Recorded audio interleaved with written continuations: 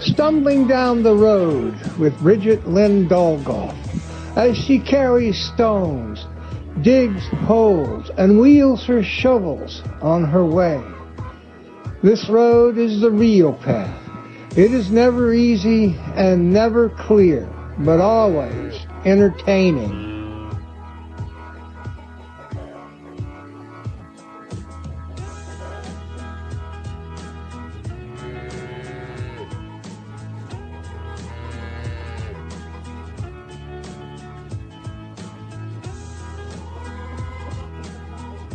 This journey has not been a seated event, as Bridget walks, runs, stumbles, carries, digs, drags, laughs, fights, sings, prays, dances, kicks, screams, and oftentimes falls.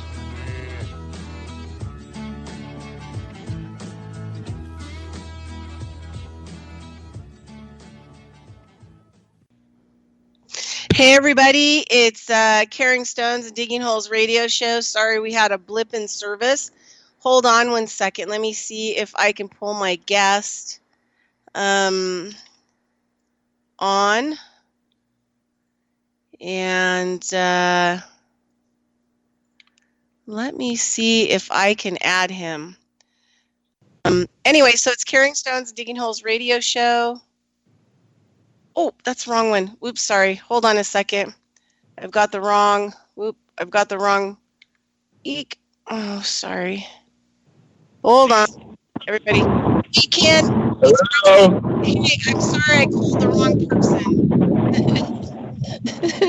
I'm sorry. Hello. Hang up. Hang up.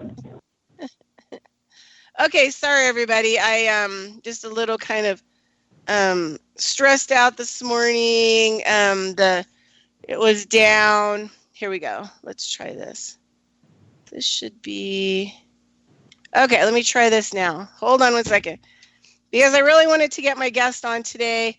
Anyway, we had a power outage, power blip in Kentucky, which, you know, obviously the server went down for the station, so we weren't able to get on.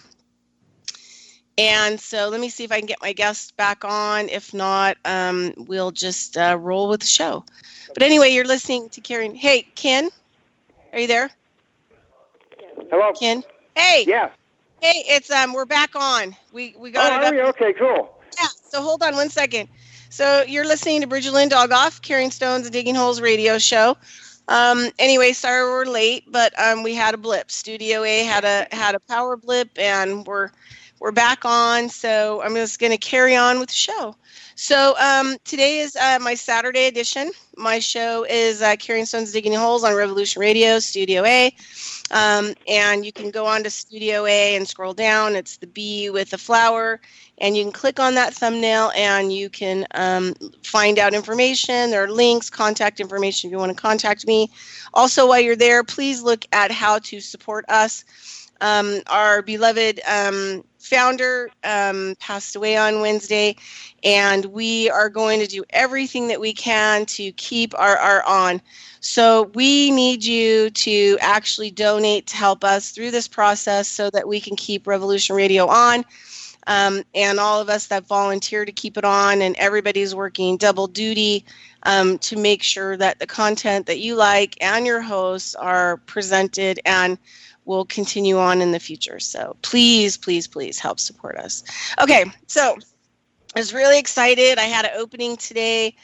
So it was the last thing. And what happened was that this last week, a guest that I've had, he's a return guest, I've had him on twice.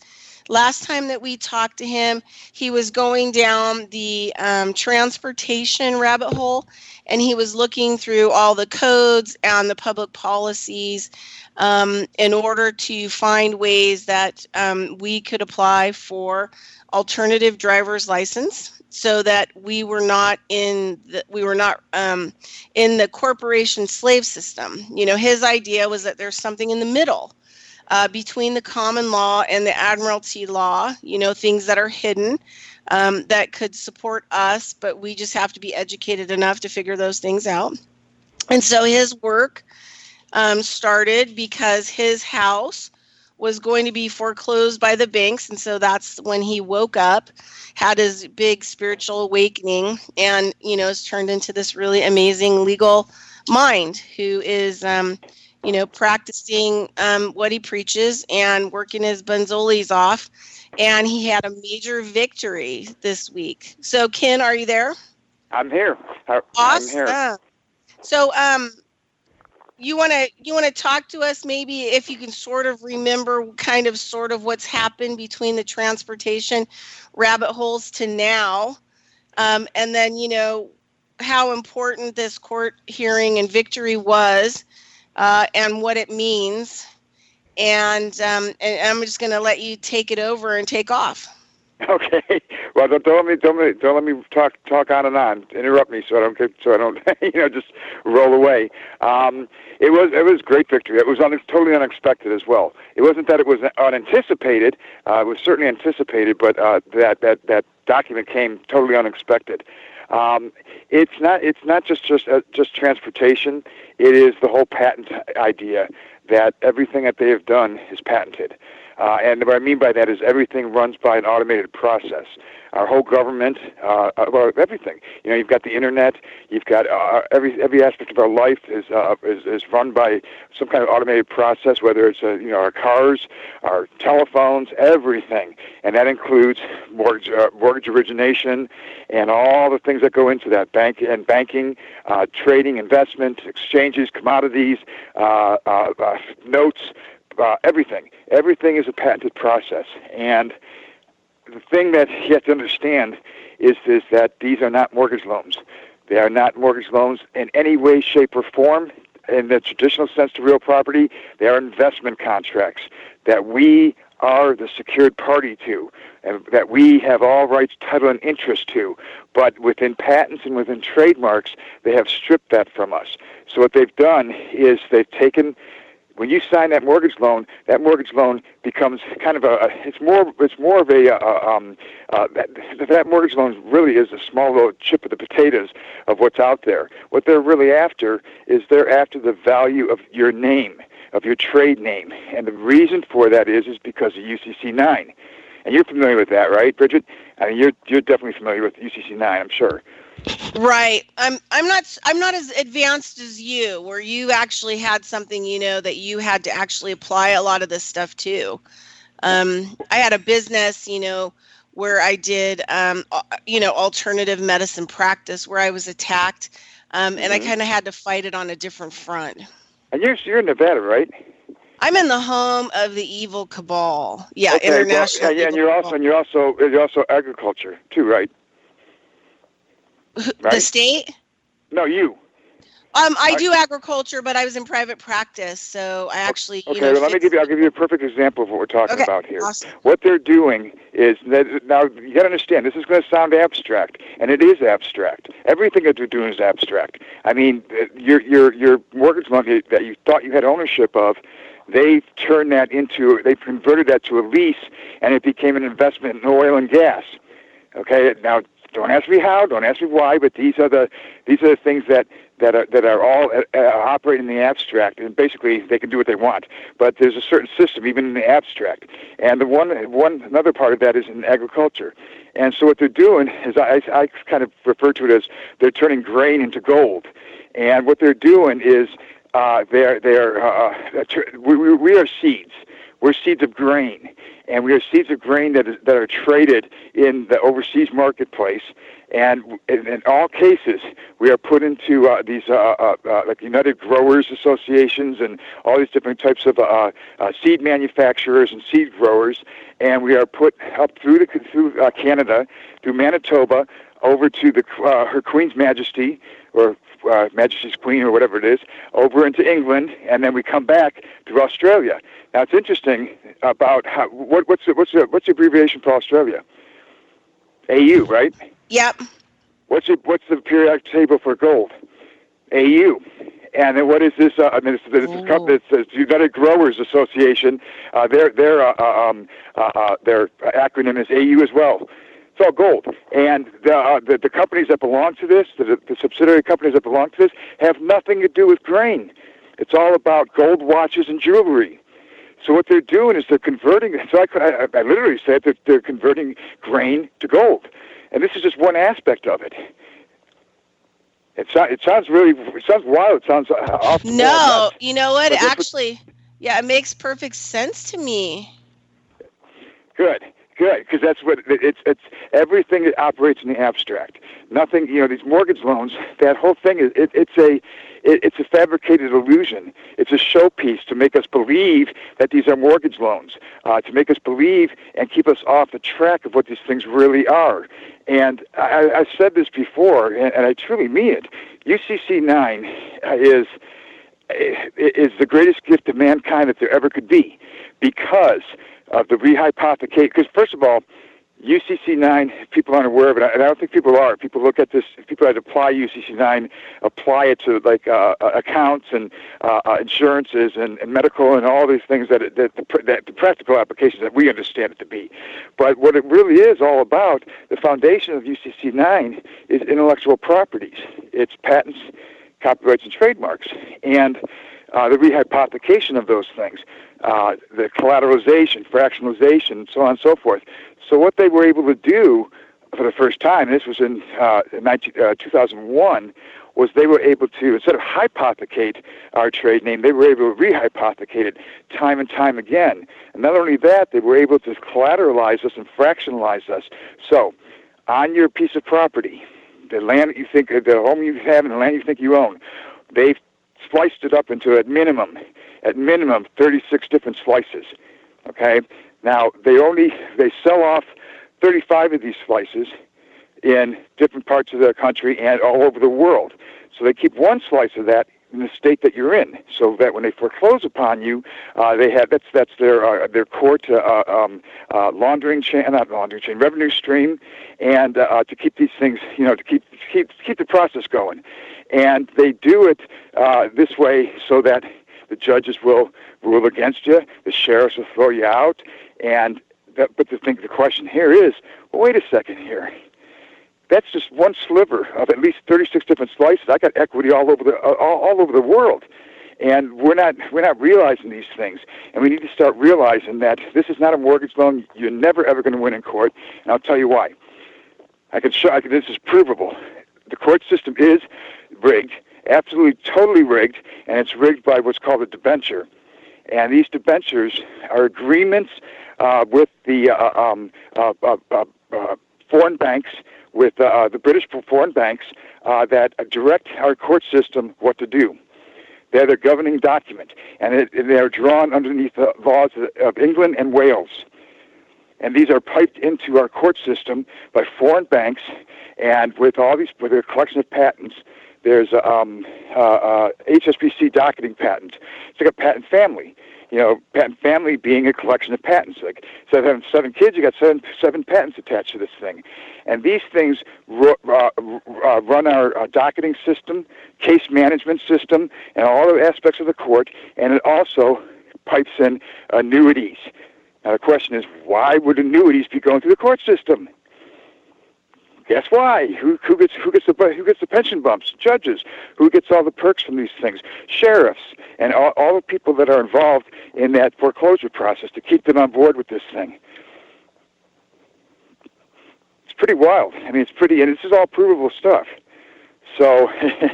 Yeah, it's like, well, the thing is, it's like it's stranger than fiction.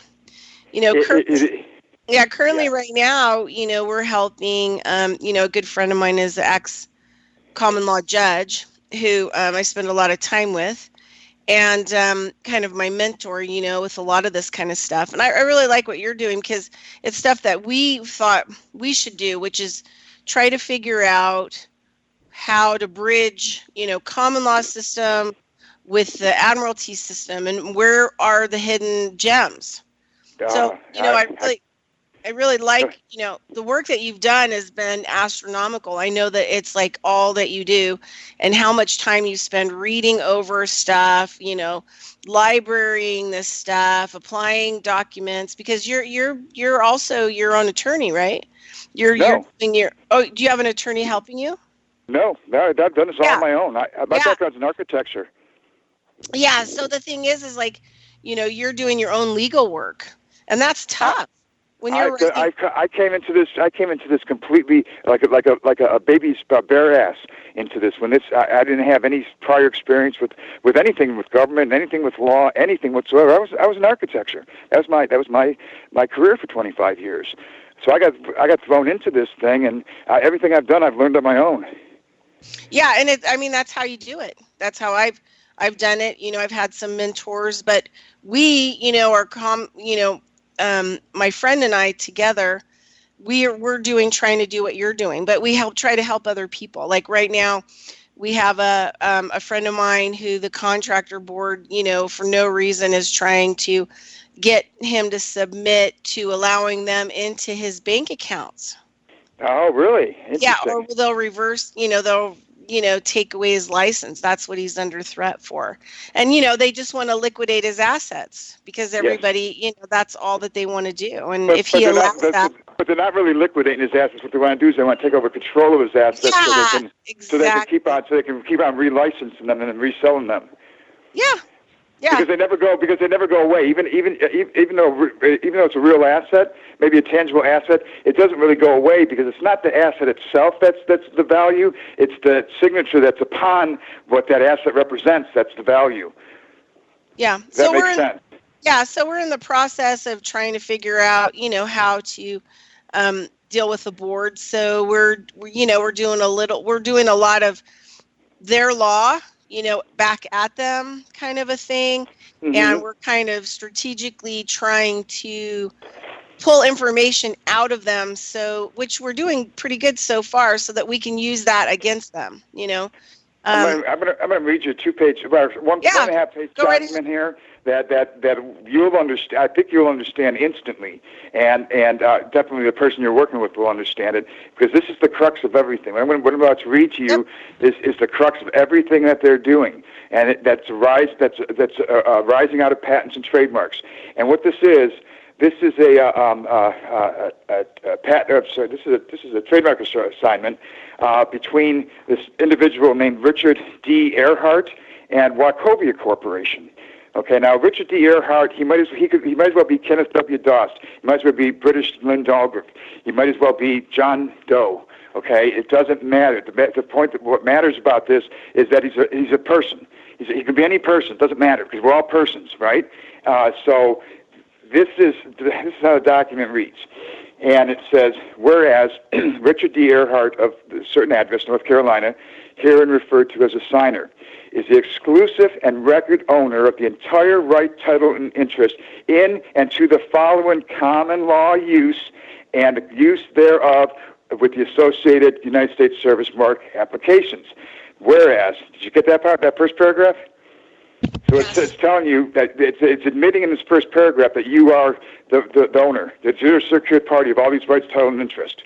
Yeah, so I always tell people, not only the owner, but you are the depositor, you are the creator of that money, you are the bank in which that money comes from, so you are all these, you are the entire asset.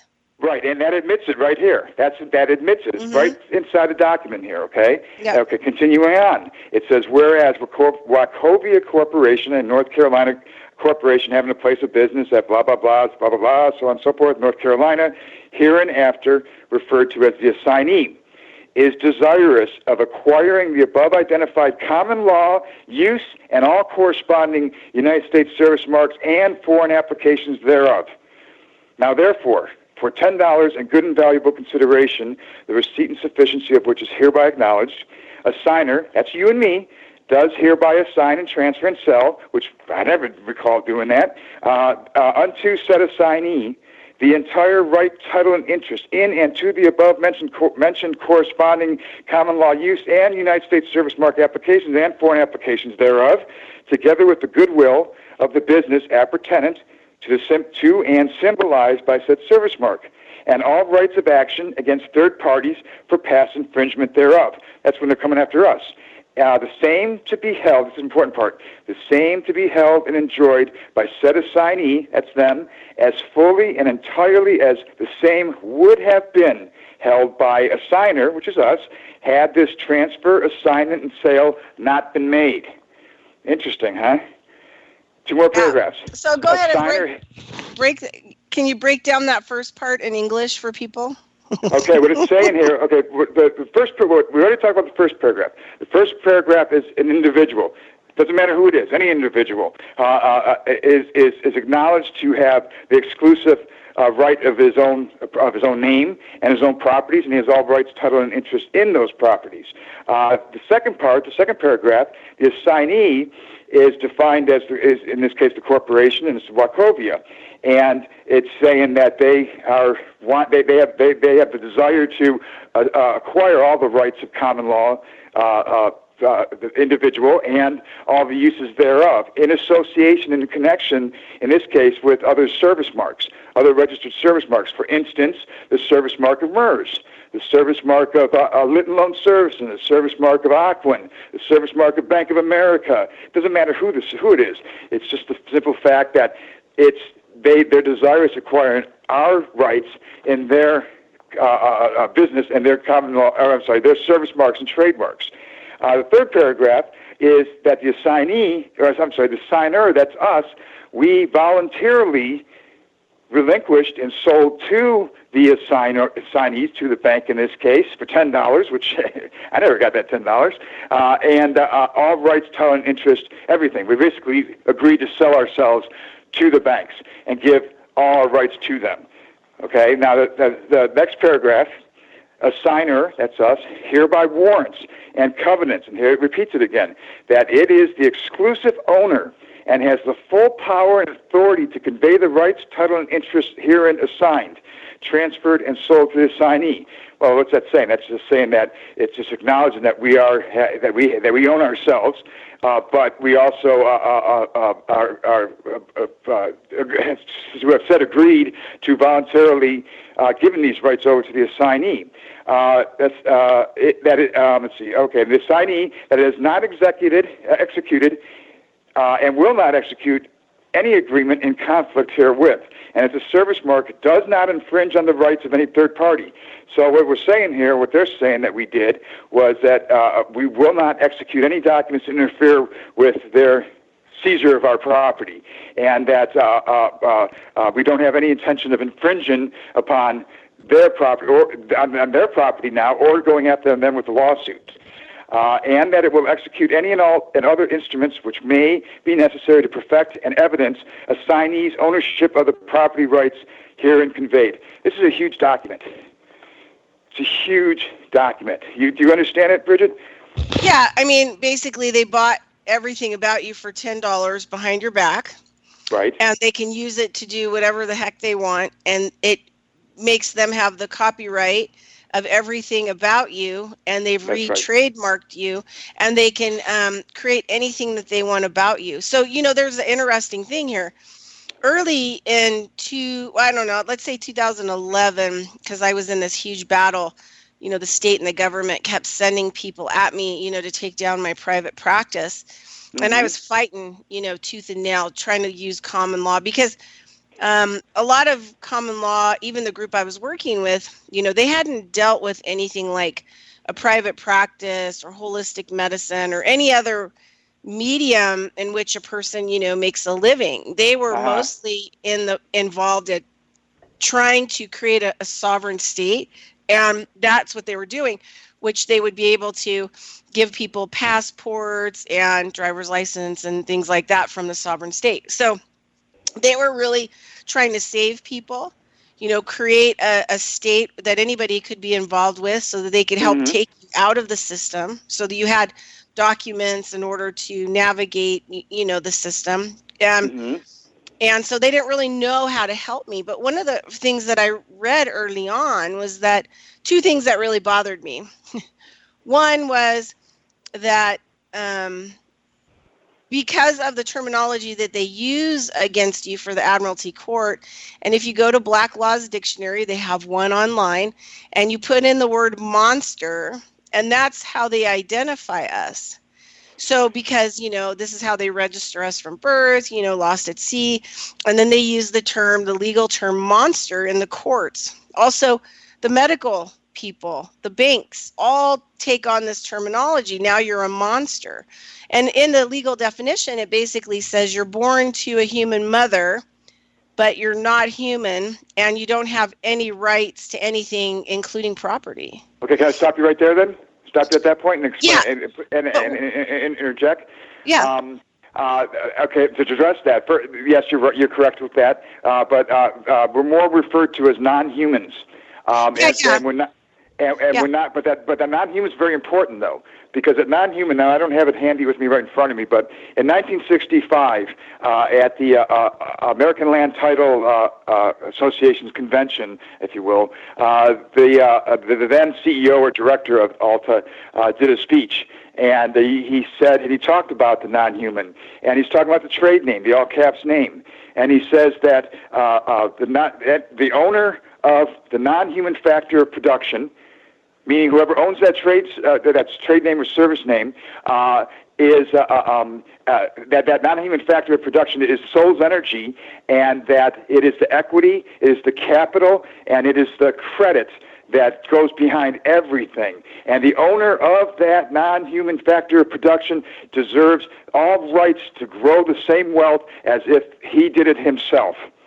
So he acknowledges within this document that all caps name is not a fiction whatsoever, that 1, 2, that it is very valuable, and 3, that it belongs to somebody.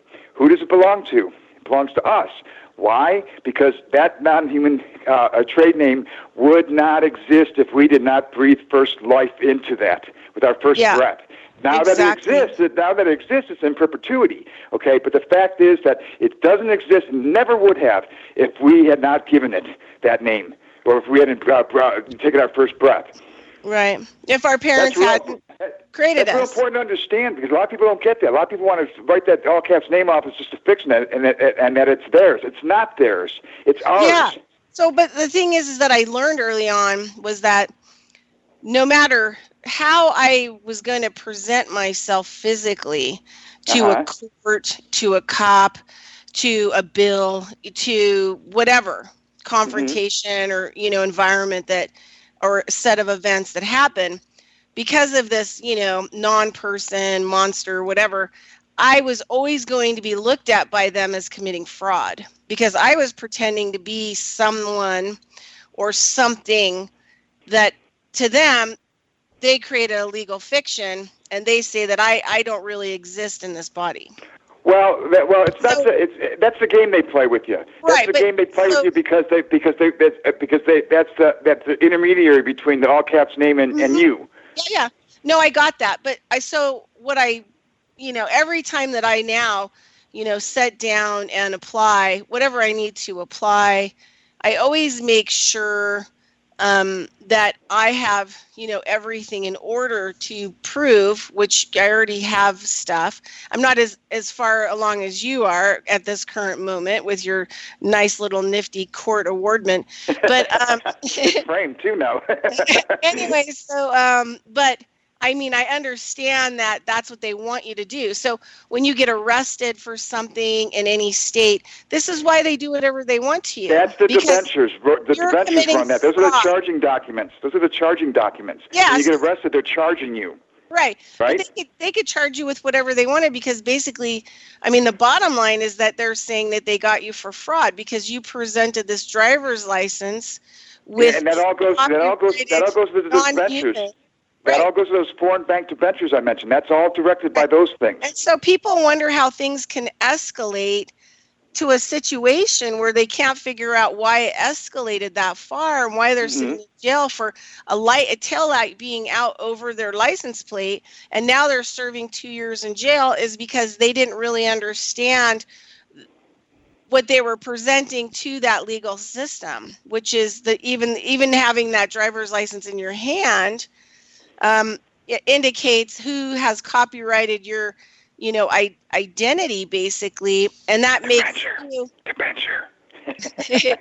But you know what what you're describing, it all comes from those foreign bank debentures, all of it. Right. Yeah. So I mean, you are, in their eyes, in their legal form, committing fraud because you're handing them a driver's license. Here you are, a non-human monster in a car, and you now are presenting a false identification in their system. I'm not saying it is a false identification, but in their system.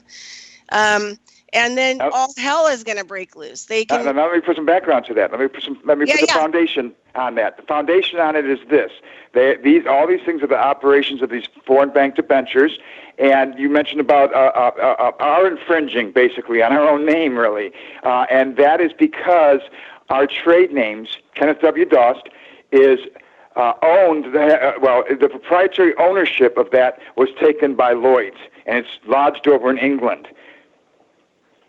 That's the foundation. So on that, through these foreign bank debentures, yes, it's exactly right. That's what happened. What you just described is exactly what happens, and it's for the reasons that I talked about, that I just mentioned, is the foundation behind all of that. And that should infuriate everybody, because what we're talking about here is we're talking about the United States of America, sovereign nation. Wait a second here. Everybody's lodged. Our entire trade name, everybody's trade name is lodged over in England, and under the laws of England and Wales that are piped through these debentures and directed at us and through the courts, the fake court system, which is just an administrative process, because all the judge is doing and all these guys are doing, all they're doing is administering fees for themselves and for the crown. Yeah. So the other thing too that I had issues. But that's important. That's important to recognize that, because it's real important to recognize that, because that's a huge thing here in understanding all this stuff. Yeah, and the bottom line, let's make it simple, is that means that unless you move, into a position where you can, reclaim your identity, your, get yourself, back together as a human, right?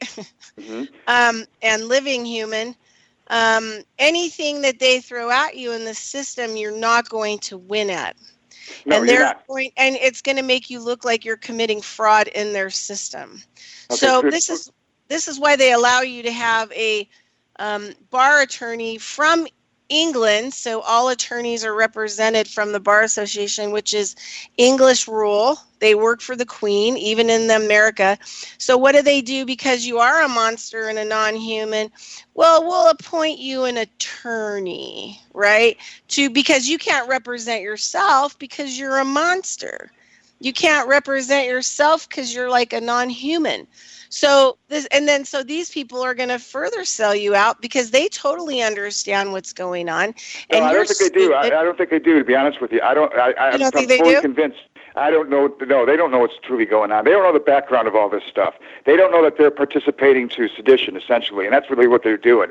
That's the power of this. The power of what I've done is the fact that these people, a lot of the people that are coming at but hold on 1 second. I know people who are who took the bar, did the oath, and they said that during their oath that they swore allegiance to the Queen. But, I'm talking about. Okay, I'm not disagreeing with you there, but I am is the people like the police and all these. Yeah. I think the smaller people don't know, but the law people do know.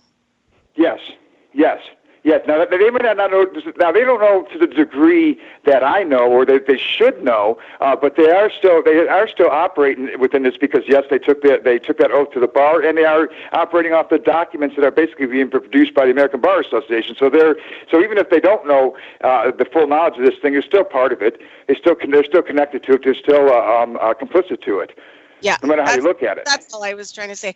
So there was this other point that I wanted to make. That, also during 2011, another thing that disturbed me, other than realizing that every time I was going to hand somebody an account, because that's what, your driver's license is, it's a bank account, but it doesn't belong to you. And so they give you a document that says, oh, yeah, you can drive a car, but it's actually a bank account. It has a number. It has an account number that's attached to it, so that they can continue, the DMV, your state, the Transportation Department, all these different people, the Treasury and Federal Reserve can harness money through you, being a driver. So that, that bothered me. But then the other problem bothered me. There was the situation that happened. It still infuriates me to this day. And so here I'm like totally like submerged in common law, and I'm trying to figure out how to save my private practice, and I'm trying to figure out how not to get arrested because they're, sending cops out, and cops are sitting in front of my house because I've decided to fight them. And it's like no holds bar against the state. And there, it was terrifying. It was like probably the most terrifying period of my entire life. And on top of it, there was a guy who was in the common law group. And one of the things that he said to me really set me off about common law too, because I was in a place that was totally FUC, EED, because under common law, which is the Republic, right, which is before they did all this corporation copy pasting onto our system, underneath that law, women still didn't have rights. It still hadn't evolved enough to where women were included to have rights. So under common law... Can I interject there just one little point? Sorry, I didn't mean to interrupt you. Can I interject one little point? You know why that is? You know what they did? They turned female, the word female, into a corporation. Female is a corporation. The gender of female is a corporation that was incorporated in the state of Illinois. Just a little ad there, which is pretty important. Yeah, so even, before, like, let's just say before the, late 1800s, where a lot of this stuff, or 1700s, when there was like this common law movement in the United States, women to this day still are not free under common law, which is a problem because if I have to submit documents to any court, even an admiralty court, I cannot submit them under common law under my own name. I have to have a husband and or a brother or a father to put those documents in. So what happened was that I was like totally, screwed. Because that's why you see a lot of women getting evicted from their homes and viciously evicted from their homes. And their because of that point that you just mentioned. Right, so you can't fight them even in the common law, the law before, all this stuff that we're dealing with now, right? So the bottom line, what happened was this is how I found it out. So I was talking to one of the guys in the common law group, and he said, oh, you don't have to worry. He said, once we build these little communities, you just take care of what you do for a living, and we'll have a group of people that will take care of all the legal paperwork for you and benefit for you. And that's when I found out, when he told me that, I wasn't underneath this kind of law, I wasn't allowed to fight my own battle. And I flipped out. I totally... Once it hit me and impacted me, I felt that the common law people had sold me out too, and that they were trying to take control of me as well. And I totally flipped. I lost it on this guy. And then after that, I wanted to be able to fight my own fight. And that's right about that same time period is where people introduced me to Judge Anna Wrights. And she and I started emailing, and then I told her, like, as a woman, like trying to help free people and doing this, because she helped me a lot with legal stuff back then. I said, you need to write a blog, you need to start telling people. And that's when she started hitting the market. But I said, you have a lot of information. And I said, a lot of us women in this movement, we feel we can't be in admiralty law. They're taking everything away from us. And in common law, we still have men that want to dominate us, or that it's a dominated... So you're the one that did that then. I know Anna very well. I know Anna very, very well. Yes. And I've been with her in Alaska a couple of times, and we've had conversations. And what you're talking about right there, the context of what you're talking about is female. And she told me once, she said, this has to be done by a female. I have to do this because it has to be done by a female. That came from you. It did. You inspired her on that. You're the inspiration for that. Yeah, because we were having emails and calls, and she was trying to help me with, figuring out how to navigate all this by myself. because I don't want to give my power away. If I had children, I want the power of my children. I don't want somebody, even a husband or anybody else, telling me anything about my children that I created, that I brought into this world. And I don't want anybody, trying to put their stuff on me or dominate or control me. So yeah, Judge Anna and I had conversations about a lot of that a long time ago. And then she started blogging and got really busy. And then, sometimes we email back and forth, but for the most part, I don't really get to talk to her that much. But she's an amazing woman, and she's really, moving forward with trying to help the world. And yes, a woman needs to do it, the thing is, she doesn't want to dominate anybody, she wants everybody to free themselves and be their own power, right? You have to do this. You can't do, at one point, I don't know if she's still doing this or not, at one point she wanted to do a blanket protection of everybody, and you can't. This is not about blanket protection, even if it's the female race, or the gender, I'm sorry. These are things that have to be done individually, because we're not talking about, this is not all government, and that's what people don't realize. This is not all government, because the biggest part of this thing has to do with what's inside your mind's intellect, and that has to do with understanding what that trade name really means and what it really represents, and it represents your soul that has been separated from your body, and so it's not the government's responsibility to teach you these things. So that's where our responsibility comes in. I totally agree, and sometimes we get people that want us to help them, with some paperwork and stuff. And nowadays we refuse a lot of people because number one, they didn't want to talk to us before they were in trouble. And they're just looking for the document. That's all they're looking for. Right. And the thing is that even if we give them those things, they're going to end up misusing them because they don't understand. And then they're going to get themselves in worse trouble. Yep. It's like giving a loaded gun to a 2-year-old. Yeah. And so it's like, do no harm. Well, what is do no harm? I don't give you the gun and the bullets. Right, exactly, and that's what people don't understand. There's a lot of people that are doing that. They're just waiting for, they've been lingering in the hallways and just waiting for that piece of paper that they can get to free themselves. And it's like, it doesn't work that way. There's responsibility to this. This is not something that you just get remedy for. This is a whole different way of life that you've never experienced before and you have no knowledge of. You got to learn about that before you can pull the trigger. Well, and it's a deep spiritual process because yes, it is. At every turn it keeps leading you to, who am I? Yes, absolutely, and that's the whole point of life. That's the whole point. That's the whole point of all this. Why were we put on this? Why were we put on this world, and who put us in this world? And that's who we owe homage to, not anybody that interferes with that. Yeah. So it always boils down to at every turn. It's a deeply spiritual process. I probably want to, and I think that's why a lot of people avoid it because it is so terrifying, and there is so much stuff you don't know and so much you don't understand, and legal jargon and words, and it's so unbelievably deep and challenging for your heart and your mind to even go there. And so it's like dying. You really have to die who you thought you were in order to. Let's redirect people's thoughts now. Let's redirect. Okay. So this is what we're going to do. It's everything you're talking about. I fully 1,000% agree, and I could put a foundation under everything you're talking about to tell you why and exactly what's doing it. Yeah. I'm not sure because of how things got messed up. I'm supposed to have a break at 10:56, and so I'm not really sure how things are going to go down with the break because I know that the bumper started my intro or whatever late at 20 after, so I'm not sure when that break is going to take place. Okay. I'm thinking that break may take place at 56 minutes into this. Right now. Oh wait, is there? I just heard 10:56 now. Okay, one second. Let me listen real quick. Okay. I'm trying to see if there's any wind. Oh wait, let's see here. I think there might be. There might be something here. Situation. I called it my flippy heart.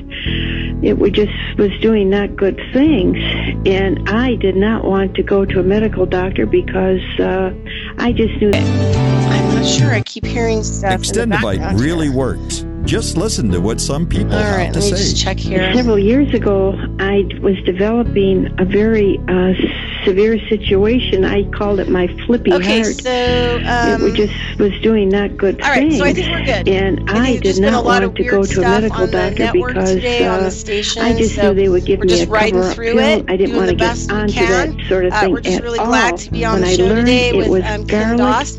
And I'm your cayenne, host, Bridget Lynn and Dolgoff, cayenne is a Digging Holes healer. Radio Show. It is a Revolution wonderful Radio. herb. And I said, I think I'm onto us by something going here. to Revolution I'll tell Radio, you, I wouldn't be without it. It and did looking at the wonderful areas of things for support. me. And Extendivite is only $69.95 for a 2-month supply of either capsules or liquid. Call now. That's 1-877-928-8822 or visit heartdrop.com. All kinds of ways you can support us. We have heirloom seed packs, even heirloom seed packs that will last you super long time. The opinions expressed on this radio station, its programs, and its website by the hosts, guests, and call-in listeners or chatters are solely the opinions of the original source who expressed them. They do not necessarily represent the opinions of Revolution Radio and FreedomSlips.com, its staff, or affiliates. You're listening to Revolution Radio, FreedomSlips.com. But anyway, while I was on break, listener-supported radio, and now we return you to stuff going on. I'm not sure what it is. Hold on one second. I'm going to find out what's going on. Hey. Okay, so. All right, I think maybe hopefully we're done with any kind of wind breaks. Okay, so anyway, so I was thinking about on break, there are time periods where I don't know if I can keep doing radio, if I don't have time. And then, I just always have like the most amazing guests, the people who are the grassroots, and always are doing some amazing things in this world.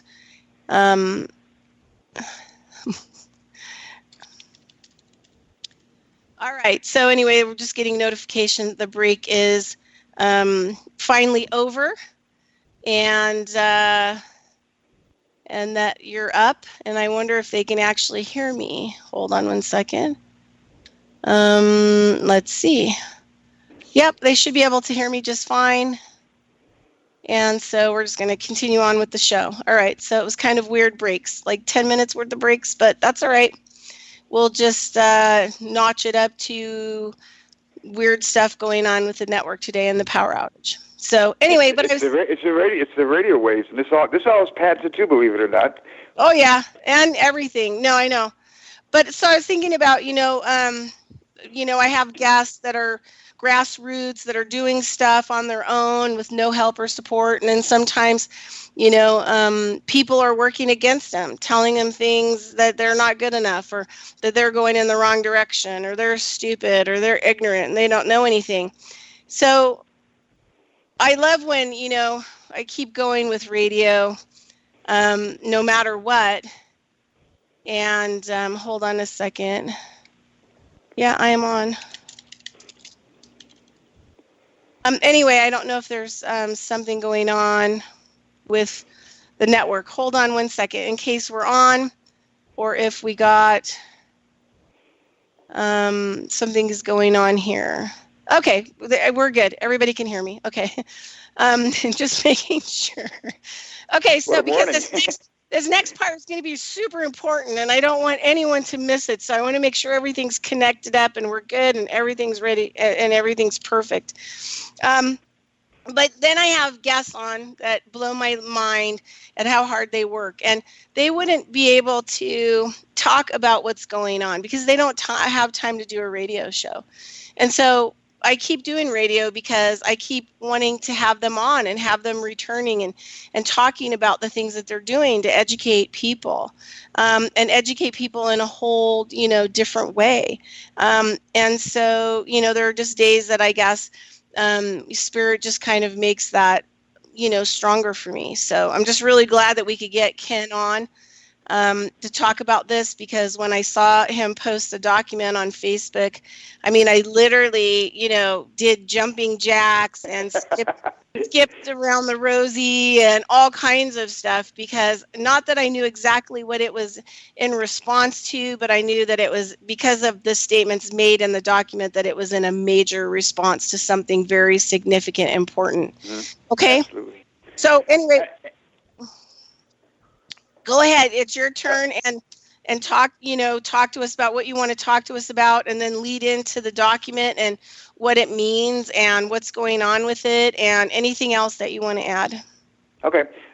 Everything that you talked about in the first part parallels with what I'm talking about, and you have I don't think you have any idea how valuable and important you are. Actually, what you're doing actually is, and how valuable it is into this so-called matrix, and that the freest thing that there is in terms of any kind of intellectual properties are the airwaves and radio waves, and it all plays in with it. Everything that we're talking about here is you gotta pull yourself out of the world that you're living in, that you think you're living in, and pull yourself out of that world, because that's not that as much as it may be reality to you because of how you're being affected by it, but all that reality that's happening to you is being created by everything that's happening underneath you, which is not anything you even expect. It's all operating on it's a storyline, and it really is a storyline. Everything originates on patents and trademarks. Everything, and this. Especially the case since 1998, when the State Street ruling came out and said that these automated business methods are patentable, and so that's the day the world changed, and people have to realize that. And if these people are trying to do secured party creditors and all these other little processes, you really need to back down from that and say, wait a second here, I've got to update myself on the current events. And they're not doing that. And I want to please instill in people to look at the State Street ruling, look at intellectual properties, and try to redirect people to intellectual properties, because that is the foundation, the everything. It's the everything of everything that has taken place originates out of patents and trademarks. Now, that said, the commissioner and patents and trademarks both take an oath to the Constitution. Now, the ironic thing, and this is the black and white of what you were talking about, Bridget. This is the black and white factual, no gray area between. You've got those commissioners who've taken an oath of office, but you cannot get a patent or a trademark unless you have an attorney. Well, what are attorneys? And you said it in the first part. They are sworn to the British Commonwealth, and that's where they got us. Right there, they have taken over the entire planet, not just here in the United States, but in Benelux, which is another foreign intellectual property housing facility, I guess you could call it, which is Belgium, Luxembourg, and Netherlands. And then you've got EU, and then you've got WIPO, which is the World Intellectual Properties Organization, and they're all being run by attorneys. So the entire world is under the control of the British Commonwealth at this point in time. Our government has been subverted by the attorneys, and they've done in the business of banking, and they've done it through the constitutional right of patents, and they've done it by owning the patents, by basically coming in and taking charge of them and having complete charge of them. And what they've done because of this, they have engineered a system that overlays onto the government servers, well, actually designed the government servers, shall I say, and then overlaid any kind of fixes that they want into that system. So this system is entirely run, engineered, and designed by patent law firms and the business of banking. And so everything that you're trying to do in court, you can never win in court, no matter what you try to do, because it's already predetermined. It's already predetermined by these debentures that I talked about earlier. And it's predetermined by revenue streams, by giving annuities to judges for foreclosure rulings that they give, for going out and arresting people, giving perks to SWAT team members for going out and busting into a person's house at 12 or 2 in the morning and hauling out the wife or the mother and her children and holding them outside their house in a police car while Wells Fargo U-Haul pulls up and empties out their house. These are all things that are happening directly because of patents as they're being designed out of there. Now, we have been put under this impression that what they've done is brilliant, and it really is, because if you default on something, the house, a car, whatever it is, you should lose that something. Absolutely, I fully agree with that. If it was 20 years ago, It's not. These are present times, and under the present times, because of the State Street ruling, because of UCC 9, revised Article 9, these are different times. And what they've done with that statement that I read earlier in the first part, with that Wachovia and Richard what's his name again? Richard Earhart, is very, very important, because within those documents, and that's the simplest statement. That's a very simple one that explodes into more complicated ones where they take everything. They do have a right to come in and they take everything you own because you agreed to it. You didn't agree to it. They imposed it upon you by hidden agreement. And so what we have to do is we've got to redefine and relook at what's really going on here. And we've got to step out of ourselves and accept a new avenue of thought or a new avenue of focus that we're not looking at right now. And that area of focus has got to be in patents and trademarks. It has to be, because trademarks, I call it the book of life. And I do so because what you were talking about in the first part about the monster, I'm not going to call it a monster. I'm going to call it the non-human factor of production, or I'm going to call it the trade name. That trade name belongs to us. Okay, it is ours. No matter what they do with it, it's still ours. We just got to recognize how to get it back to us.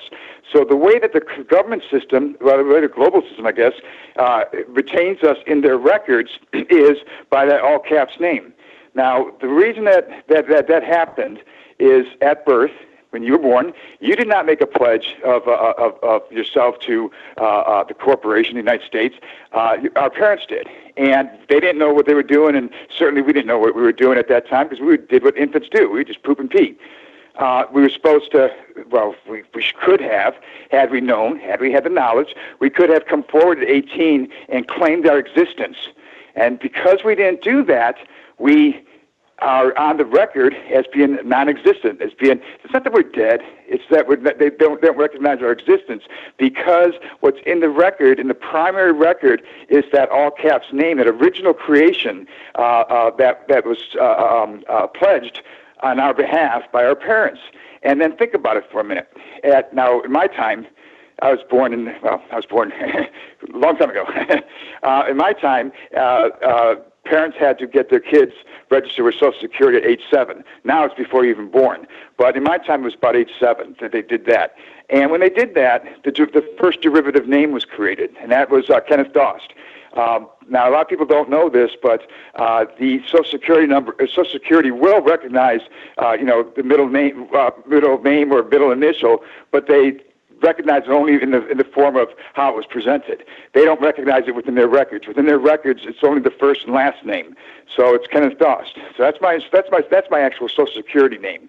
Now, when I took my first job, I was handed a W-4 form, I think is what it was. And that's when we created the commercial trade name of Kenneth W. Dost.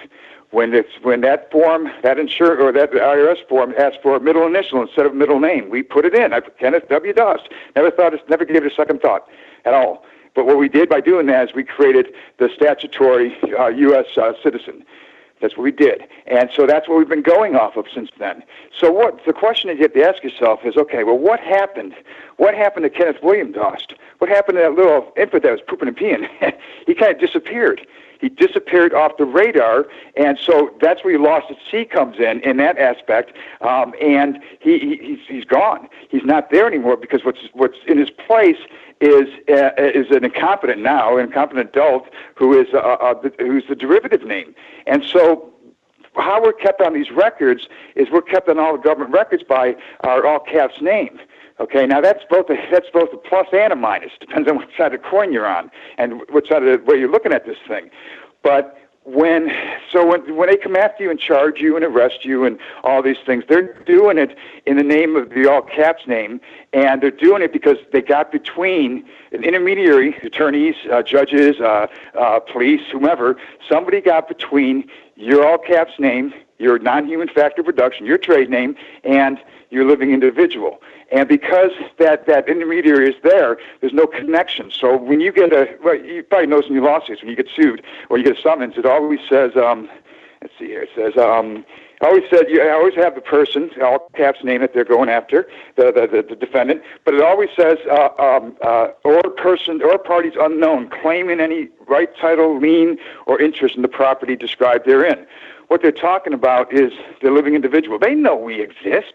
They understand that we exist. As a matter of fact, before they even submit for a summons, it's required, and I don't know if this is all states, but it's required to first check with the United States Patent and Trademarks Office to see if anybody's claimed that all caps name. If nobody's claimed existence to it, then they can go ahead and serve summons. That's a real important point to note. That's a point to ink down on your wall and really understand what that really means.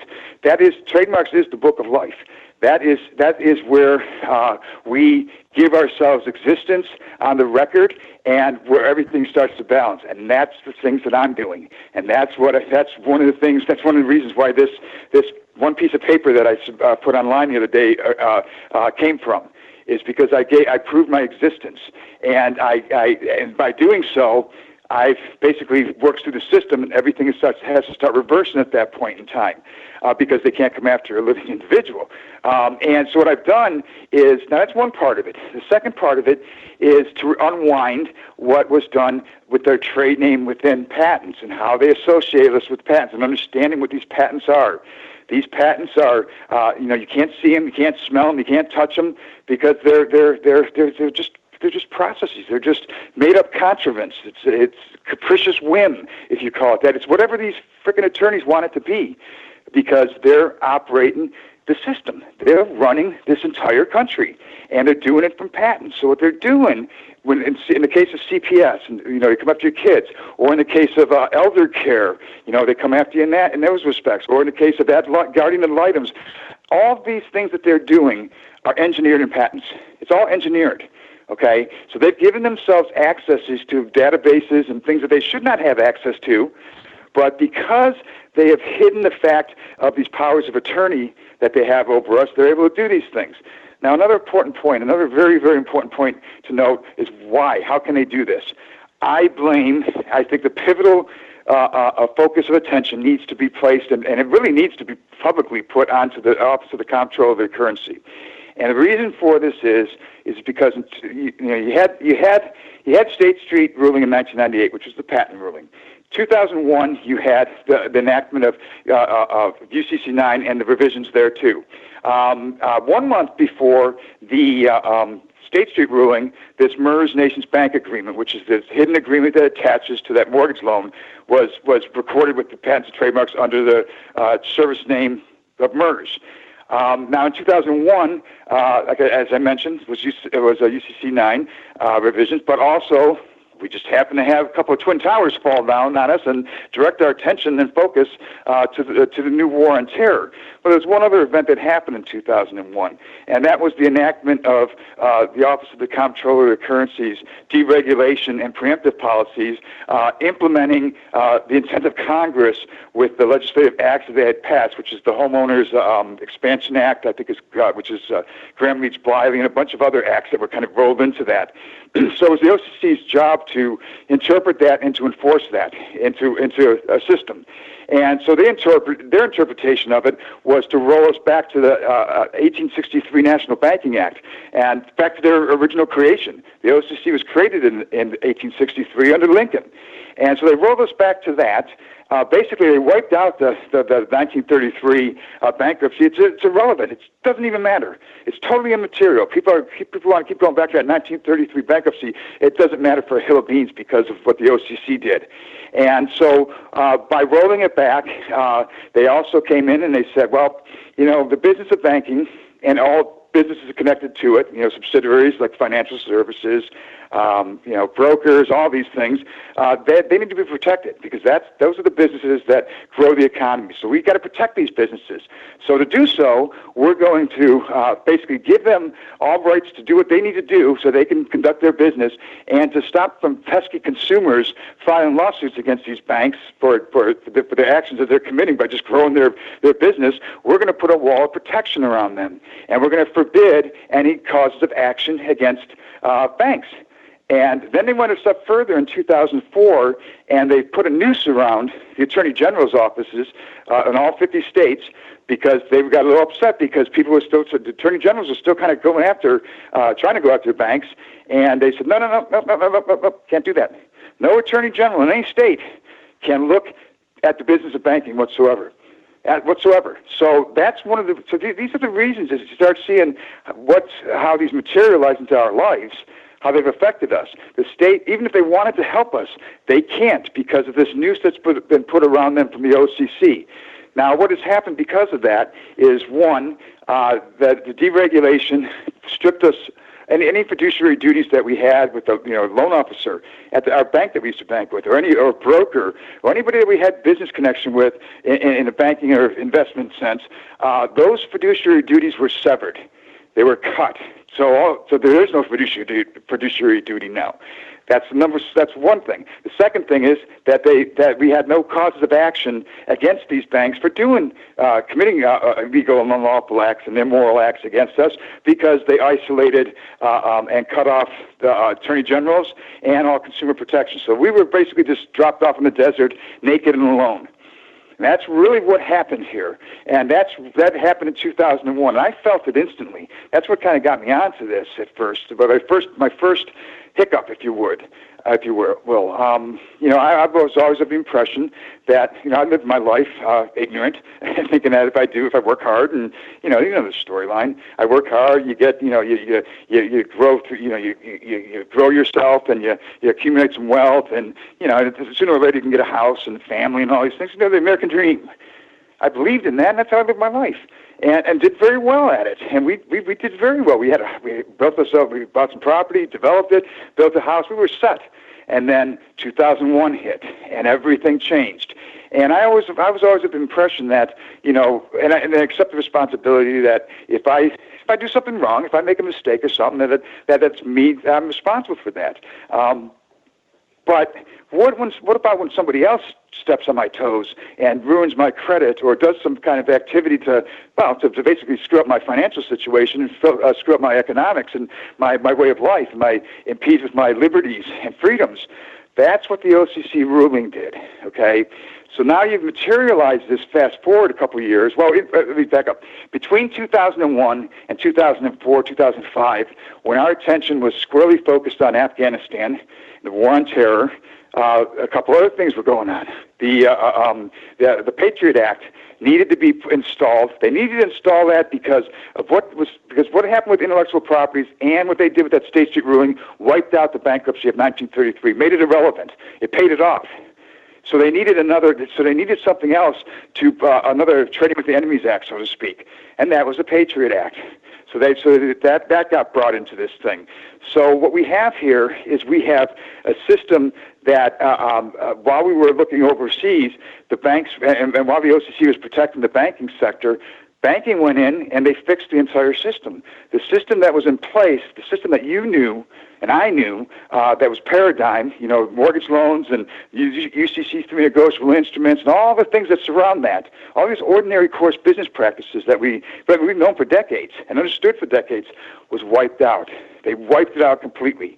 And in its place, they engineered and put in automated processes that are artificially intelligent. And they did this without any oversight whatsoever. None. No oversight whatsoever, for two reasons. One, because of the war on terror, and two, because the OCC said, nope, can't look at what banking's doing. So nobody got to look at what banking was doing, and that they were fixing all these processes to run every aspect of our lives through these patents. And our court systems, our everything, our education systems, our elder care, our insurance, all these things are engineered by patents. Now within these patents, there's no law. There's no law to go by. It's whatever they want it to be. So they're going through and they're forging documents and forging signatures and creating all kinds of all these crazy instruments. They're taking you and they're slicing you up into 30 slices and 36 slices, and those 36 slices are getting sliced up into more slices. And next thing you know, they're creating hundreds of millions of dollars on each one of us in credits but yet we're stuck with the debt on all these things. And so this is the system that has been created for us. And we're made to believe, and this is what we've got to kind of smack ourselves into reality and say, wait a second here. Something I'm doing is working. It's just not working. It's not working for a reason. It's not working because it's not designed to work. You are designed, and it says this within a lot of these trademark documents, and there's one document in particular, I think it's the first American title, that specifically says that the reason for you and I to even exist at all is for the pleasures and profits of legal representatives, their successors, and the signs. And when I saw that, I went through the ceiling. I just thought, you sons of bitches, pardon my French, you guys just went to stoop to an all-new low. But that's how they see us. They see us as just objects for their pleasures. And so when we go to court, we're going into their play field. There's no chance we could win. There's not a chance in the world we can win. So what we've got to do is we've got to realize, and we've got to come to terms with ourselves that for the past 20 years, we've been lied to. We have been intentionally deceived into believing that everything is ordinary course. It's always been, without any knowledge of what's underlying that and runs this thing, which is technically called, let's see if I can quote right, a voluntary, quote unquote, a voluntary system of procedures and processes that we were incorporated into. So what does that tell you? First of all, I didn't volunteer for anything. They incorporated me into it anyhow. But these are all voluntary systems that we supposedly volunteered into, and that goes back to those couple paragraphs I read in the first half from that Wachovia Bank. So what they did is they basically said that we volunteered to give our soul's energy to them. Now, why is that important? That's important, and this is the second part that people really have to start to get through their heads. Your name is not a fiction. Your name is not theirs. Your name is of extreme value. As a matter of fact, the value of your name is invaluable. That's why they want to control it. And it's even more so because of UCC 9. Because UCC 9 allowed that name to be valued and spliced in all these pieces and valued. So what they're doing is they're not, for instance, the banks.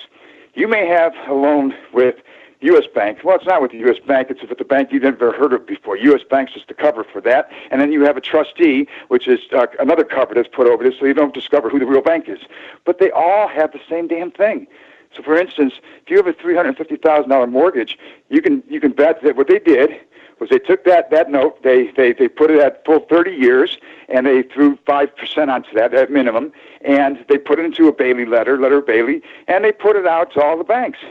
And they said, well, here, if you decide to buy this, then remit the funds to us, and we'll consider the matter closed. But in the meantime, while you're deciding this thing, treat it as if it's an asset on your own books. So what you have now is you have a $350,000 initial principal with, say, ABC Bank that is now with Deutsche Bank, UBS, Bank of America, Merrill Lynch, Morgan Stanley, Wells Fargo. They're with them all. So now all of a sudden you've got this $350,000 that's just exploded into this value. And then what you have is what the mortgage loan is itself. It's just information, guys. All it is just an informational database that they're pushing from one database to another. And what they're doing is they're rating us. They're rating our performance on how if we pay off our bills and be good little boys and little girls and do what we're told to abide by the system. And if we make a hiccup or something, then what happens? We get hit by a credit report, which nixes us, or we get hit by a foreclosure that or a default that never happened but was forced to happen. Because why? Because they're not after the house. They're after the value of that trade name and what it symbolizes, which is the energy of the universe. That is you, and by controlling that and controlling you, that you become slaves, and that's exactly what they've done. So what I've done here in this, I've been doing this for 10 years, about 11 years, I think, since I got into studying this stuff, and I came into this totally naive of any of the politics behind it, any of the constitutionalist things, any of the things that Richard was talking about in the first half. I had no knowledge of any of that stuff. Like I said, I was an ignorant, just believe in I pledge of allegiance, so on and so forth. And then it hit me with that, what I told you in 2001. And so I kind of came into this without any preconceived notions, I think. And I think in some respects that was a good thing, because I wasn't exposed to any of the other movements out there or any other thoughts out there that I was kind of brought up on or had bias with or had some prejudice with by having those impressions or that knowledge or those thoughts. So I kind of came in on this as a bare-bottom baby, and I kind of learned on my own. I think that helped out a lot, and I think it helped out also because of my background in architecture. But I was led into patents. And nobody's gone this direction. Nobody's looked at patents. Nobody's looked at trademarks. And that's the secret. That's the trade secret of the universe right now. It's how they're doing these things. What they've done is they've got us looking at things and acting on things that don't exist, on fictions. A mortgage loan, that's a fiction. There is no such thing as a mortgage loan of real property. It hasn't existed in 20 years. What they're doing, there is a mortgage, but that mortgage is to your trade name, which if you signed one of the Fannie Freddie uniform instrument, MERS attached to it, what you did is you signed an instrument that was supposed to be of high integrity and trust, and was engineered and designed that way by mandate under Nixon to design a standard form mortgage loan that's fully transparent, with nothing outside the four corners, and absolutely no hidden terms or conditions whatsoever. Well, what they did by adding MERS in there, and they just downplayed it, and didn't get it. Nobody knew what MERS was until you sit down at the closing room table, and still nobody knew what it was until the economic collapse, when the ugly face of MERS reared its ugly head. And so, what have we done? We've gone to court. We tried to fight on MERS, and we get disregarded. We're in the wrong venue. First of all, this is not a venue that should be in the civil court. This is a venue for the patent and trademarks law. It's a totally different body of law that we're dealing with here. And so what they've done here is that it's a massive public deception upon the marketplace by MERS, by making us believe in a transaction that doesn't exist, and a mortgage that is not a mortgage to real property, but it's a mortgage to your trade name. And by them not putting that little circle art next to MERS within that Fannie and Freddie document is the greatest fraud and is the greatest deception in history. Of immense magnitude, by leaving that off. Because you know what? You and I know nothing about trademarks. I would have known nothing about trademarks then. Nobody else would either. But I tell you something. If it had been properly represented, we wouldn't be where we're at right now, because somebody would have said, hey, wait a second here. Somebody would have followed that Circle R to the trademarks and found that, wow, look at here. MERS is a registered service mark. Holy shit, look at all the stuff that they're doing here. I'm not going to sign this agreement. And they're going to find, attached to that, it's this Nations Bank, Bank of America, and MERS agreement, where it was unilaterally or by proxy agreed to everybody by R.K. Arnold that you and I freely, voluntarily give up all rights, title, and interest, and give all license to all our property rights, everything over to the nominee MERS, who in turn gives it over to Nations Bank, Merrill Lynch, Morgan Stanley, anybody, all the successors and the signs. So what they have now is they are trading on your name. They're selling your name left and right, and they've split it up, and they've got you. I can tell you right now that we are all of us are housed over, we're lodged over in Lloyd's by our proprietary trade name. We have an anonymous residency in Luxembourg, and they are filtering us out. When they foreclose upon us, they are laundering us through that, and they're sending us down to the British Virgin Islands. And I can prove this. I can prove this unequivocally. It's not hard to prove. You just got to look in the right places. And the right places that we need to focus on is patents and trademarks. That's our vindication. That's our freedom right there. We have to, go ahead. Yeah, so I forgot early on because, we came into it 18 minutes because there was a power outage and I couldn't get on at the beginning time. Do you want to tell people how to find you, what your website is, and any other information just in case they want to get in contact with you? I'm easily found at Ken Dost, D-O-S-T, on Facebook. I do have a blog out there that Marjorie has to update. I got to get with her to update it, but it's Dost Affixed Occasions, D-O-S-T, and then the word affixed, and then A-C-A-T-I-O-N-S. And Dost Affixed Occasions is kind of a spin on the fact that they're affixed in our names, our trade names, all these they're trade name products. So that's kind of a spin on that, kind of a slap in the face of saying, I'm fixing myself my own blog. That's symbolism. Right. Okay, so the other thing too, because I'm trying to keep you on target. So I'm lovingly keeping you on target. That's fine. So we have about till about 56 till, so less than 20 minutes. Okay. So do you want to make sure and get yourself over to the document, and what happened? Okay, well, I want to put a good background in. I want to make sure that I know. Okay, did you understand what I was saying in the first part? Does that make some sense? Yep. I tried to lay it out as quickly as possible and as succinctly as possible in the time frame. Yeah, I know 2 hours is never enough. Right. Okay, so now that foundation's laid. Okay, the document and how that document came about that vindicated us, I guess you could say. The way I did this was I went at him on trademarks and patents. I did performed a couple of a declaration. I did a declaration of existence, which is very good. I'm very proud of it, which is different from all the other ones you see out there. And I also did a renunciation of MERS and successors and assigns there too, and a release of MERS. And I submitted that to the commissioners of patents and trademarks by express mail, and the moment that I did that by express mail, the moment that they receive it is the moment that it becomes good. But I did it on a private and confidential side, and when I called to speak to them about it, they wouldn't speak to me. They refused to speak to me, and they sent everything to general law, which tells me, and I started thinking, okay, you know what? I know why they don't want to speak to me now.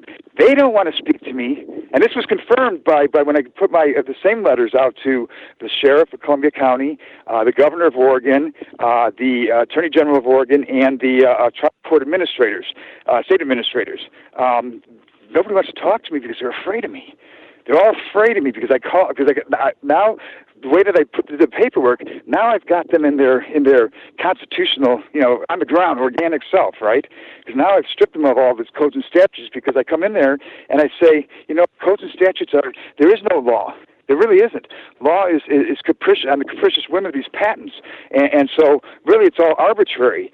And that being the case, and here having established with you and within this letter that these are the facts of the matter, and that you are actually executing evictions or actions not to your oath, but to these codes and statutes. So you're executing and you are abiding to the English law, to the Commonwealth. And because you've done that, if you go ahead and auction this house up and go through with the eviction, then you have violated my constitutional rights, and I will come after that.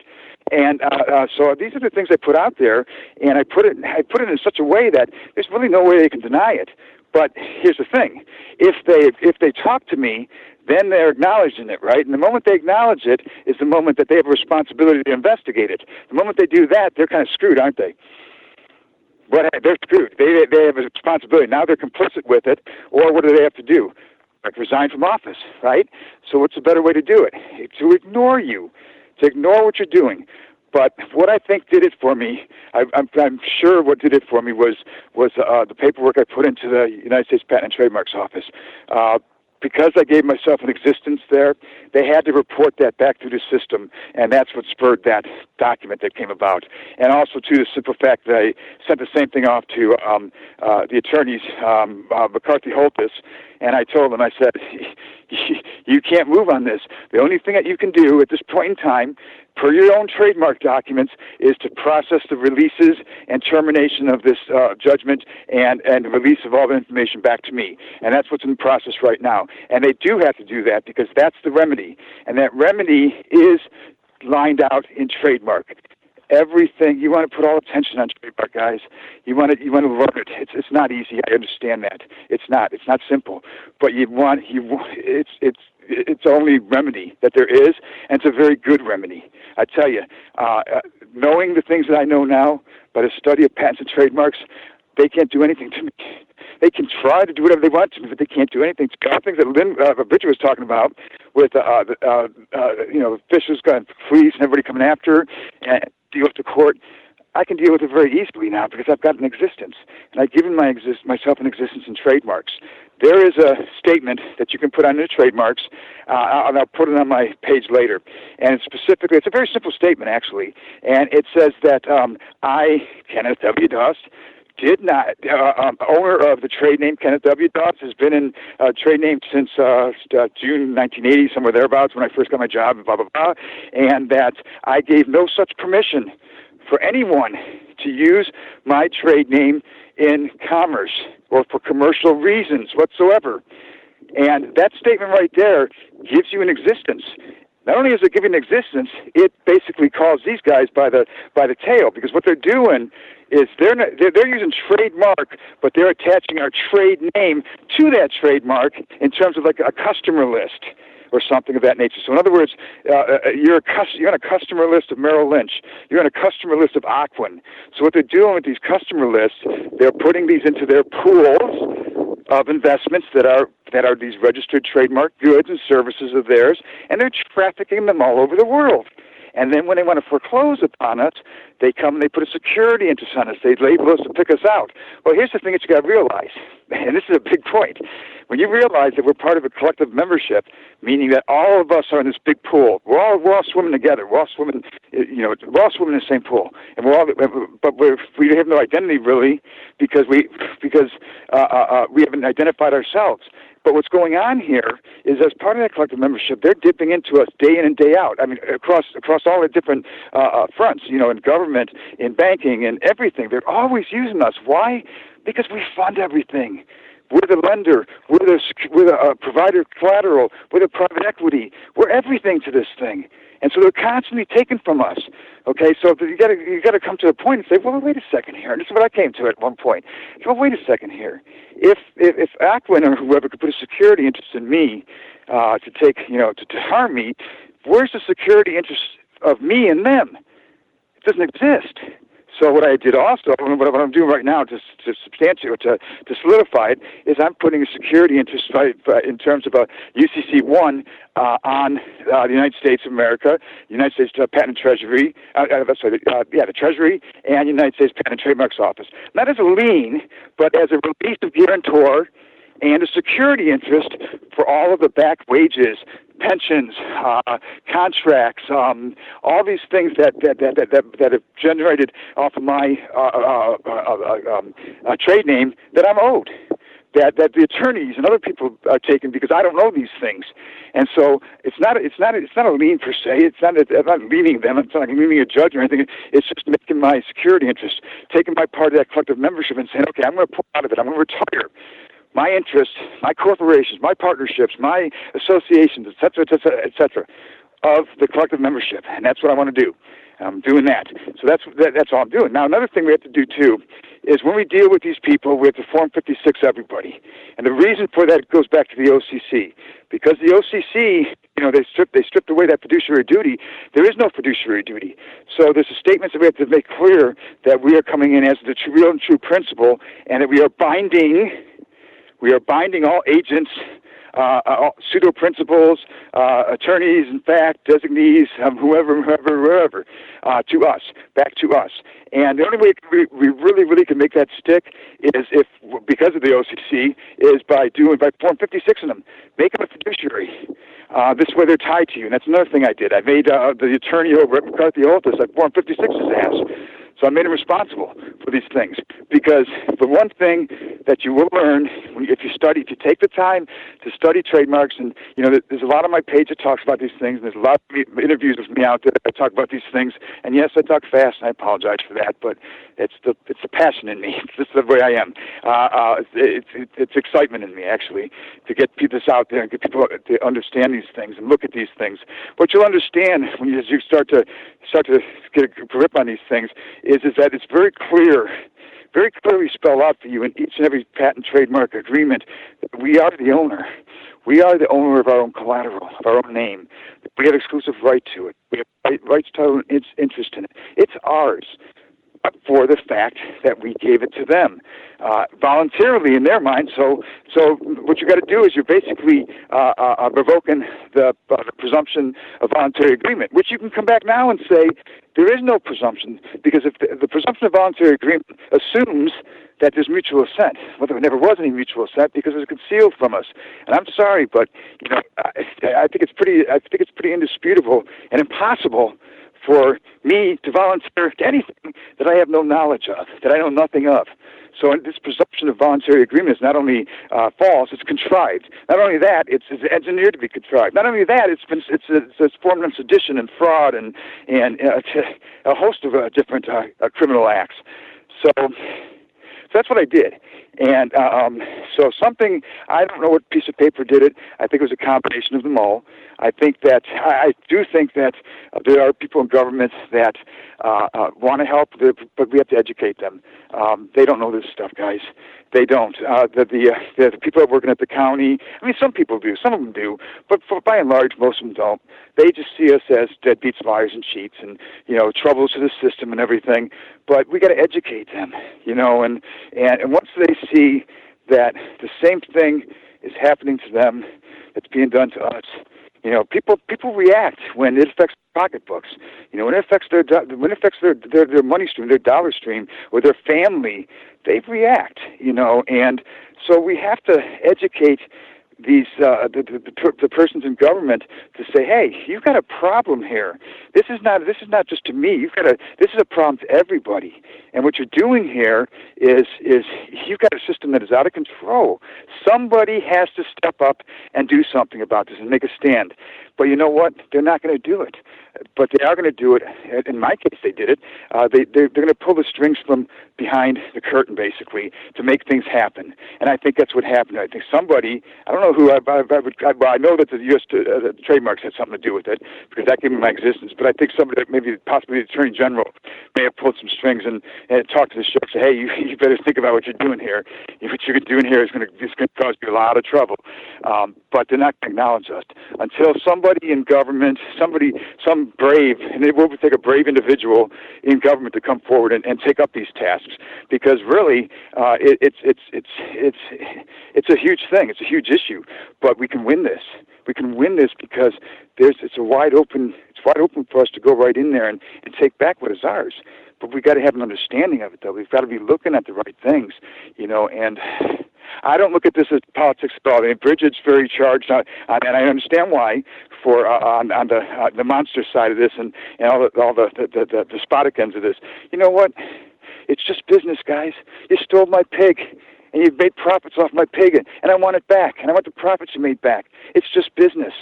And you have to look at it that way. And if you look at it in terms of it's just business, and take all of the politics out of it and all of the inflammatory language out of it, and just keep it along the lines of business, everything goes through. Because in the end of the day, that's all it really is. And you can't. It's business in an organic environment that somebody, man-made laws put rules on top of. And so what you're saying in the end, you're saying, okay, I recognize that all this other stuff is crap. It's made up, and I can prove it. It's provable on it's prima facie, on the embodiments of patents and trademarks. My case is proven. So all law, all codes and statutes thus being proven is arbitrary, puts you and me eye to eye. Now you've got an oath to me, and that oath is to protect the blessings of liberties. And remember, as one nation under God, not 50 different separate nation states operating their own nation state essentially, but one nation under God. And that what you've done here, or what's been done here, is you have, by man-made law, and by my mistake, and my error, and by mistakes of law and mistakes of fact over the years, and by inducement and fraud and so on and so forth, you stripped away my body, my soul. And in the end, as one nation under God, the basic element of my creation was not by anybody in the state, but it was by God before I even contemplated. God contemplated me before I was even conceived. I owe my homage to him. He's the one who created me. And what you did is you stripped that away from me, the most basic of creation. You stripped away from me and put all this man-made law into place. Having proven all this, you have an obligation to put that back together again. That's what I did. How's that? Was that pretty short? Yeah, no, it was super good. So just a couple things. So we've got about 3 minutes. Okay. But yeah, I mean, the thing is that, uncovering that it is all about money, right? It's all about the system and the money. And, sometimes I do get focused in on the whole monster thing. But the other thing is that it helped me to kind of wake up, to how I was participating in it as well. Good. Okay, good. Yeah, that's pretty good. And then how I could, move out of that in the ways, that I have. And also to, I use those mediums and those documents to, present. Like, I haven't had any big, court rulings or, on copyright infringement, but I have, done pretty well up till now with the paperwork that I have used.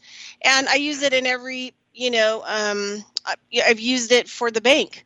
I never have any problems with the bank anymore. They don't allow people to steal my money or use my ATM card. Before I'd have to fight identity theft. I don't have to deal with any of that stuff. They don't mess around with my stuff anymore. Submitted stuff to PayPal. And PayPal doesn't try to defraud me either anymore. So, I'm just not at the level that you are, where you're like, have taken back your copyright. And but did I present it in a way that you understand? It's simple enough for other people to understand. I think so. Totally, 100%. Okay, good. Good. It isn't about politics, really. It's about power, and it's about exercising, knowing what your power is and exercising that power. But doing it in a way that is not that, because the government. Let's face it, the government has been informed. About here in Oregon, for instance, buzzwords for sovereignty. If you see that word, then don't record that filing. So we got to eliminate all that stuff. It's just business. Well, and another thing, too, is that there was somebody that, I was following a long time ago. And one of the things they said is that you should never do your paperwork if you're mad, if you want to do it as an expression of defiance or ego or harm. But you do the paperwork in a good frame of mind, aligned with your mind and heart, because you're just letting them know who you are. And who you think you are.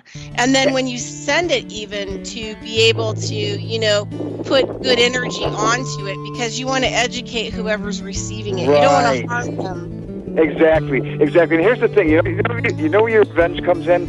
You forget about these guys. You go out into life. You know what your revenge is? Your revenge is by what I did. When you cut, that's the cutting of strings from everybody. Now what happens is the Treasury is forced to audit these guys now because you've given them permission to. Because you were the impediment that prevented them from doing any of this stuff. Now that you cut the strings from them, now they can go after them. That's where they're going to get these attorneys. No, that's precisely right. It takes one person at a time, like we talked about.